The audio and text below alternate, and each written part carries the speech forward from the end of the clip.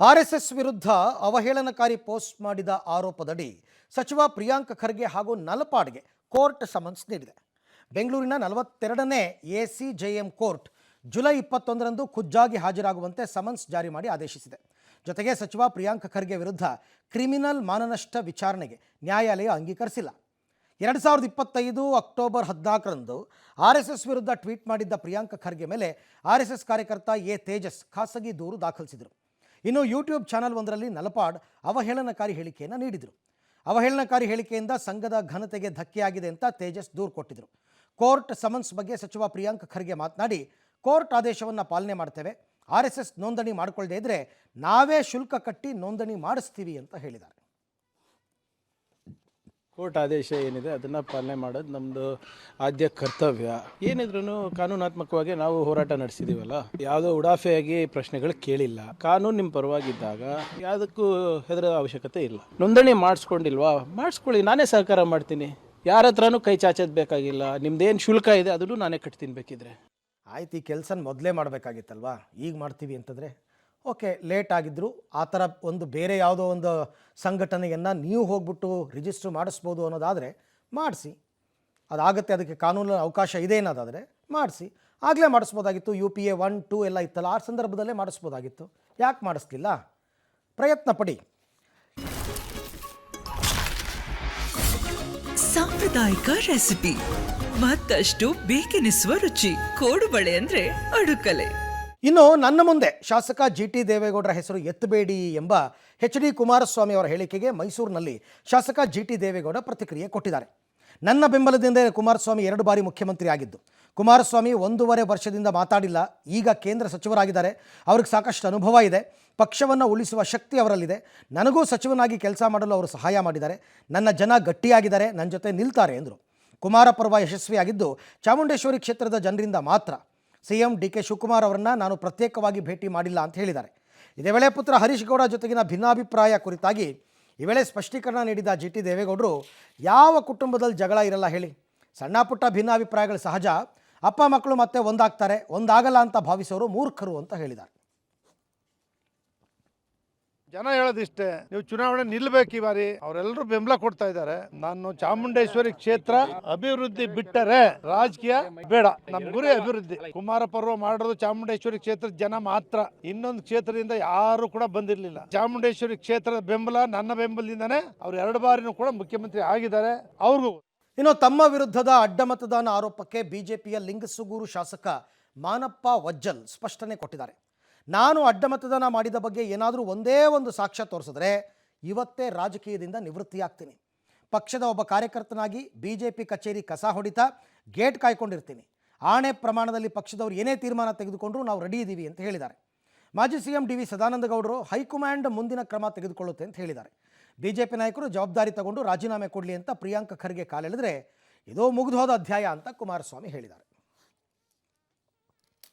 ಒಂದು ಏನಾದ್ರೂ ಪ್ರೂಫ್ ತೋರಿಸಿದ್ರೆ ಇವತ್ತಿನ ದಿವಸನೇ ನಾನು ರಾಜಕೀಯ ನಿವೃತ್ತಿ ಆಗ್ತೀವಿ. ನಾನು ಒಬ್ಬ BJP ಶಾಸಕ ಅಂತ ಹೇಳಿ ನನಗೆ ಆಫೀಸ್ನೇ ಹೋಗ್ಕೊಂಡು ಬರ್ಬಿಟ್ಟಿಲ್ಲ. ಅವರು ಕ್ಷೇತ್ರಕ್ಕೆ ಅನುದಾನ ಕೇಳಿದ್ರು BJP ಶಾಸಕ ಅದನ್ನ ಯಾಕೆ ಕೊಡ್ಬೇಕಂತ ಈ ಬಗ್ಗೆ ಮಾತಾಡಿದ್ದಾರೆ. ನಾನು ಭಾರತೀಯ ಜನತಾ ಪಕ್ಷದ ಶಾಸಕ. ಪಕ್ಷ ಏನ್ ಇವತ್ತು ನನಗಿದೆ ಸ್ಥಾನಮಾನ, ಆ ಗೌರವದಿಂದ ಆ ತಾಯಿ ಸಮಾನದಲ್ಲಿ ನೋಡ್ಕೊಳ್ತಕ್ಕಂಥವ್ರು. ಕಾಂಗ್ರೆಸ್ ಅಡ್ಡಮತ ಆಗ್ತಕ್ಕಂಥ ಅವಶ್ಯಕತೆ ಬರಲ್ಲ. NDAದ ಒಟ್ಟು 12 ಅಡ್ಡ ಮತದಾನ ಆಗಿದೆ ಸರ್. ನಮ್ಮ ಪಕ್ಷದಿಂದ ಅದಕ್ಕಾಗಿ ಒಂದು ಸಮಿತಿಯನ್ನು ಮಾಡಿದ ಮೇಲೆ ಆ ಸಮಿತಿಯವರು ನೇರವಾಗಿ ಕೇಂದ್ರದ ವರಿಷ್ಠರಿಗೆ ಕಳಿಸ್ತಾರೆ. ಕೇಂದ್ರದ ವರಿಷ್ಠರು ಅದರ ಬಗ್ಗೆ ಏನು ತೀರ್ಮಾನ ತಗೊಳ್ತಾರೆ ಅದು ಅವರು ತಗೊಳ್ತಾರೆ. ನಮ್ಮ ವ್ಯಾಪ್ತಿಯಿಂದ ಅದು ಹೊರತು ಸರ್, ಇದೆಲ್ಲ ಆಂತರಿಕ ವಿಚಾರ. ಈ ಆಂತರಿಕ ಇನ್ನು ಬೆಂಗಳೂರಿನಲ್ಲಿ ಮೊದಲ ಸುರಂಗ ರಸ್ತೆ ಕಾಮಗಾರಿಗೆ ಇವತ್ತು ಮುಖ್ಯಮಂತ್ರಿ DK ಶಿವಕುಮಾರ್ ಗುದ್ಲಿ ಪೂಜೆಯನ್ನು ನೆರವೇರಿಸಿದ್ದಾರೆ. ಹೆಬ್ಬಾಳ ಜಂಕ್ಷನ್ನಿಂದ ಮೇಕ್ರಿ ಸರ್ಕಲ್ವರೆಗೆ ಮೊದಲ ಹಂತದಲ್ಲಿ 3 ಪಥಗಳ ಅವಳಿ ಸುರಂಗವನ್ನು 2.3 ಕಿಲೋಮೀಟರ್ವರೆಗೆ ನಿರ್ಮಾಣ ಮಾಡಲಾಗ್ತಾ ಇದೆ.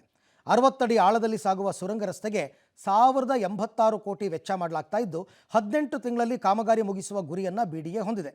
ಏರ್ಪೋರ್ಟ್ ರಸ್ತೆಯ ಜನರಿಗೆ ಅನುಕೂಲವಾಗುತ್ತೆ. ಗುದ್ಲಿ ಪೂಜೆ ಬಳಿಕ CM DKಶಿ ಯೋಜನೆಯ ರೂಪುರೇಷೆ ವೀಕ್ಷಿಸಿದರು.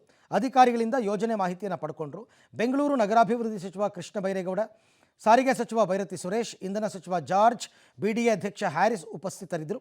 ಈ ವೇಳೆ ಬೆಂಗಳೂರು BJP ಸಂಸದ ತೇಜಸ್ವಿ ಸೂರ್ಯ ಆಕ್ಷೇಪಿಸಿದ್ದು, ಟನಲ್ ಯೋಜನೆ ಮೂಲಕ ಸಮಾಧಿ ತೋಡ್ತಾ ಇದ್ದೀರಾ, ಇದು ಬೆಂಗಳೂರಿನ ಸಂಚಾರ ಸಮಸ್ಯೆಯನ್ನು ಪರಿಹರಿಸಲ್ಲ, ಇದೊಂದು ವಿಫಲವಾಗುವ ಅವೈಜ್ಞಾನಿಕ ಪರಿಹಾರ. ಬೆಂಗಳೂರಿನ ವೈಜ್ಞಾನಿಕ ನಗರಾಭಿವೃದ್ಧಿಯ ಸಮಾಧಿಯ ಕಲ್ಲನ್ನು ನೆಡಲಾಗಿದೆ. ನಿಸ್ಸಂದೇಹವಾಗಿ ಈ ಯೋಜನೆಯ ಪ್ರಮುಖ ಫಲಾನುಭವಿಗಳು ಗುತ್ತಿಗೆದಾರರಾಗಿದ್ದಾರೆ. ಅವರು ಕಾಂಗ್ರೆಸ್ನ ನಿಧಿಗೆ ಭಾರೀ ಪ್ರಮಾಣದ ಕಿಕ್ ಬ್ಯಾಕನ್ನು ನೀಡಬಹುದು ಅಂತ ಮಾಧ್ಯಮ ಪ್ರಕಟಣೆ ಹೊರಡಿಸಿದ್ದಾರೆ.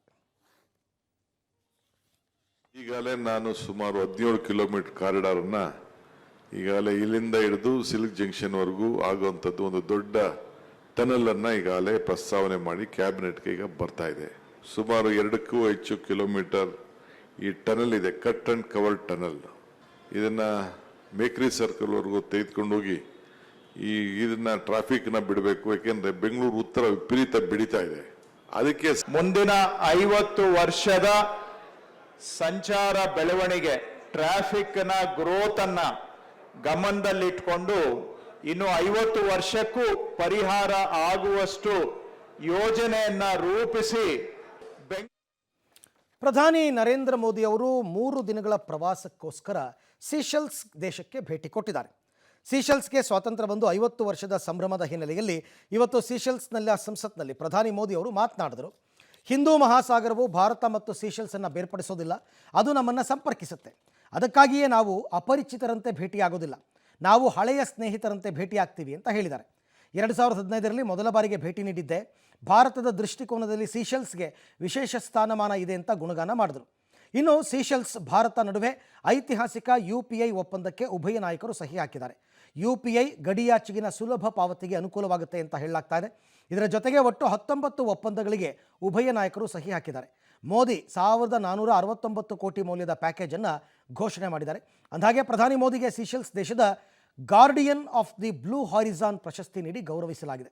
ಪರಿಸರ ಸಂರಕ್ಷಣೆ ಮತ್ತು ಸಣ್ಣ ದ್ವೀಪದ ಅಭಿವೃದ್ಧಿಶೀಲ ರಾಷ್ಟ್ರಗಳ ಆಕಾಂಕ್ಷೆಗಳನ್ನು ಮುನ್ನಡೆಸುವ ದೃಢ ಬದ್ಧತೆಗಾಗಿ ಸೀಶೆಲ್ಸ್ ಅಧ್ಯಕ್ಷ ಪ್ಯಾಟ್ರಿಕ್ ಹರ್ಮಿನಿ ಈ ಪ್ರಶಸ್ತಿ ನೀಡಿ ಗೌರವಿಸಿದ್ದಾರೆ. ಉತ್ತರ ಕನ್ನಡ ಜಿಲ್ಲೆ ಗೋಕರ್ಣದಲ್ಲಿ ಸುರಿದ ಧಾರಾಕಾರ ಮಳೆಗೆ ಇಲ್ಲಿನ ಮಹಾಬಲೇಶ್ವರ ದೇವಸ್ಥಾನದ ಗರ್ಭಗುಡಿಗೆ ನೀರು ನುಗ್ಗಿದೆ. ಹಾಗಾಗಿ ಭಕ್ತರಿಗೆ ಆತ್ಮಲಿಂಗ ದರ್ಶನಕ್ಕೆ ನಿರ್ಬಂಧ ಹೇರಿದ್ದಾರೆ. ಕುಮಟಾ ತಾಲೂಕಿನಾದ್ಯಂತ ಧಾರಾಕಾರ ಮಳೆಯಾಗಿದ್ದು ಸಿದ್ದಾಪುರಕ್ಕೆ ಸಂಪರ್ಕ ಕಲ್ಪಿಸುವ ಹೆದ್ದಾರಿ ಸಂಪೂರ್ಣ ಮಳೆ ನೀರಿನಿಂದ ಆವೃತ್ತಿಯಾಗಿ ವಾಹನ ಸಂಚಾರಕ್ಕೆ ಅಡ್ಡಿಯಾಗಿತ್ತು. ಕಲಬುರಗಿ ಅಫ್ಜಲ್ಪುರ ತಾಲೂಕಿನಲ್ಲಿ ಸುರಿದ ಒಂದೇ ಮಳೆಗೆ ಇಲ್ಲಿನ ಗೊಬ್ಬೂರು ಹಳ್ಳ ಉಕ್ಕಿ ಹರಿದಿದೆ. ಇನ್ನು ಉತ್ತರ ಭಾರತದ ಅರುಣಾಚಲ ಪ್ರದೇಶ, ಸಿಕ್ಕಿಂನಲ್ಲಿ ರಣಭೀಕರ ಮಳೆಯಾಗಿದೆ. ಇನ್ನು KR ಪುರಂನಲ್ಲಿ ತ್ರಿವಳಿ ಕೊಲೆ ಆಗಿತ್ತಲ್ಲ, ತಂದೆ ತಾಯಿ ಮತ್ತು ತಂಗಿ, ಆ ವಿಚಾರದಲ್ಲಿ ಅವಳು ಶ್ವೇತಾ ಈಗ ಫುಲ್ ಉಲ್ಟಾ ಹೊಡೆದು ಬಿಟ್ಟಿದ್ದಾಳಂತೆ. ನಾನು ಏನೂ ಮಾಡೇ ಇಲ್ಲ, ಎಲ್ಲ ಅವನೇ ಮಾಡಿರ್ತಕ್ಕಂಥದ್ದು. ಅಂದರೆ ಈಕೆಯ ಪ್ರಿಯಕರ ಕೇನತ್ ಅವನೇ ನನ್ನ ತಾಯಿಗೆ 22 ಬಾರಿ ಚುಚ್ಚಿ ಕೊಂದ, ನನ್ನ ತಂದೆ ಮತ್ತು ತಂಗಿಯನ್ನು ಕೊಂದಿದ್ದು ಅವನೇ, ನಾನು ಏನೂ ಮಾಡಿಲ್ಲ, ಸೈಲೆಂಟಾಗಿ ಮೂಲೆಯಲ್ಲಿ ನಿಂತ್ಕೊಂಡು ನೋಡ್ತಾ ಇದ್ದೆ. ಆಮೇಲೆ ನಾನು ಬಾಡಿಯನ್ನು ಬಾತ್ರೂಮ್ಗೆ ಹಾಕೋದಕ್ಕೆ ಶಿಫ್ಟ್ ಮಾಡೋದಕ್ಕೆ ಎಲ್ಲ ಪ್ರಯತ್ನ ಪಟ್ಟೆ ಅಂತೆಲ್ಲ ಹೇಳಿದ್ದಾರೆ. ಇನ್ನು ಪುಣೆನಲ್ಲಾಯ್ತಲ್ಲ ಈ ಸಿಯಾ ಗೋಯಲ್ ಮತ್ತು ಚೇತನ್ ಚೌಧರಿ, ಈಗ ಅವರಿಬ್ಬರೂ ಆರೋಪಿಗಳನ್ನ ಪ್ರಿಯತಮ ಇಬ್ಬರೂ ಆ ಅಲಿಗಢ ಕೋಟೆ ಹತ್ರ ಕರ್ಕೊಂಬಂದು ಸ್ಪಾಟ್ ಮಹಜರ್ ಎಲ್ಲ ಮಾಡಿದಾರಂತೆ. ಆಮೇಲೆ ಕೊಲೆ ಇವರೆಲ್ಲ ಗೂಗಲ್ನೆಲ್ಲ ಸರ್ಚ್ ಮಾಡಿದ್ರಲ್ಲ ಕೊಲೆ ಮಾಡೋದು ಹೆಂಗೆ ಏನು ಅಂತ, ಅದೆಲ್ಲದ್ರ ಬಗ್ಗೆ ಈಗ ಪೊಲೀಸರು ಎನ್ಕ್ವೈರಿಯನ್ನು ಮುಂದುವರಿಸಿದ್ದಾರೆ. ಇನ್ನು ಅಮೆರಿಕ ಹಾಗೂ ಇರಾನ್ ಮಧ್ಯೆ ಉದ್ವಿಗ್ನತೆ ಮತ್ತೆ ಜಾಸ್ತಿ ಆಗ್ತಾ ಇದೆ. ಟ್ರಂಪ್ ಆದೇಶದ ಬೆನ್ನಲ್ಲೇ ಅಮೆರಿಕ ಸೇನೆ ಹೋರ್ಮುಜ್ ಜಲಸಂಧಿ ಸುತ್ತಮುತ್ತಲಿನ ಪ್ರದೇಶದಲ್ಲಿ ಇರಾನ್ನ 10 ಸೇನಾ ಗುರಿಗಳ ಮೇಲೆ ವೈಮಾನಿಕ ದಾಳಿ ನಡೆಸಿದೆ. ಇದಕ್ಕೆ ಪ್ರತಿಯಾಗಿ ಇರಾನ್ ಕಿಡಿಕಾರಿದ್ದು US ನೆಲೆಗಳು ಮುಂದಿನ ದಿನಗಳಲ್ಲಿ ನರಕವನ್ನು ಅನುಭವಿಸುತ್ತವೆ. ಹೋರ್ಮುಜ್ಗೆ ಸವಾಲು ಹೆಚ್ಚಾದಷ್ಟು ಪರಿಸ್ಥಿತಿ ಉದ್ವಿಗ್ನವಾಗುತ್ತೆ ಅಂತ ಎಚ್ಚರಿಕೆ ಕೊಟ್ಟಿದೆ.